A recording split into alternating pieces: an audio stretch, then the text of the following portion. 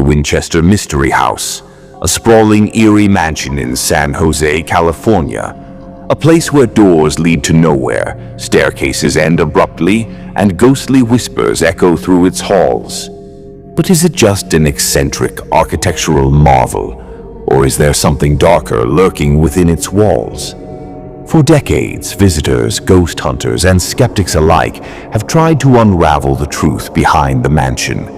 What they found were chilling encounters, shadowy figures, and whispers from the past. But one story in particular stands out, one that was never supposed to be told. A group of paranormal investigators ventured into the Winchester House for an overnight stay, and only some of them made it out the same. This is their story. Jacob, a well-known paranormal investigator, had spent years exploring haunted locations across the country. But there was something about the Winchester Mystery House that always unsettled him. He had visited once before during the daytime, but now he had a rare opportunity, an overnight investigation with access to restricted areas of the house. His team consisted of 4 members. Lauren, a psychic medium who claimed she could sense spirits. Ethan, the tech expert, armed with night vision cameras and EVP recorders. Mark, the skeptic, always looking for logical explanations. And Jacob himself, the leader of the group. As they stepped inside, the grand yet eerie architecture loomed over them. The air was thick, suffocating. It felt alive. Lauren shivered. "There's something waiting for us," she murmured. Mark scoffed. "Come on, it's just an old house. Let's set up the equipment."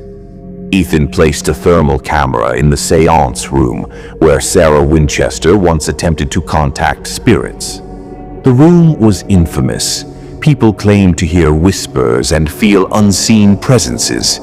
As soon as they turned on the recorder, a chilling whisper echoed through the room.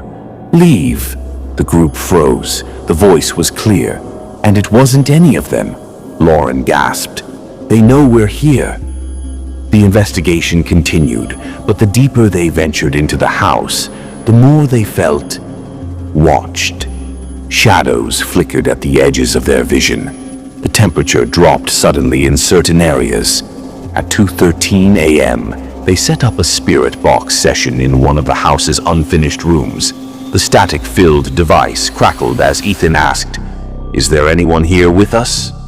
A long silence. Then, "Trapped." Jacob's blood ran cold. "Who's trapped?" he asked. The box hissed. Then a voice, clearer this time. "Sarah." Lauren's face turned pale. "Sarah Winchester? Are you still here?" The spirit box went silent. Then suddenly, "Get out!" A door slammed shut behind them. They all spun around. The door had been wide open just seconds ago. Mark tried to force it open, but it wouldn't budge. "Okay, not funny," he muttered, his voice shaky. Ethan checked his camera's thermal screen. His hands trembled. "Guys, there's something standing right next to Jacob." Jacob turned his head slowly. A chilling breath brushed against his ear. "You shouldn't be here." Panic set in. They sprinted down the winding hallways, trying to find the exit. But the house seemed to shift around them. Hallways stretched longer. Doors led to dead ends. Lauren suddenly stopped. Her eyes were wide in horror. "We're not alone." From the shadows, figures emerged, silent, watching. Their faces were obscured, but their presence was undeniable. One by one, the figures started to move forward. The air turned ice cold. "Run!" Jacob shouted. They bolted through the maze-like corridors, gasping for breath, until finally they reached the main entrance. The moment they stepped outside, everything went silent. They turned back. The figures were gone. The house was still. Had they imagined it, or had the spirits simply let them go? Back at their hotel, they reviewed the footage. Every sound, every whisper, every shadow was captured.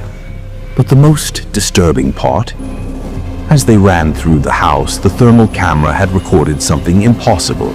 a woman's figure, standing in the seance room, watching them, her face unmistakable. Sarah Winchester. Was Sarah's spirit really trapped in her own house, or was something more sinister keeping her there? Tell us your thoughts in the comments below. Have you ever experienced something paranormal? We'd love to hear your stories, and if you love spine-chilling tales like this, don't forget to subscribe to Ghost Story 2.0 for more terrifying real-life hauntings. You never know. The next story might just be about a place near you.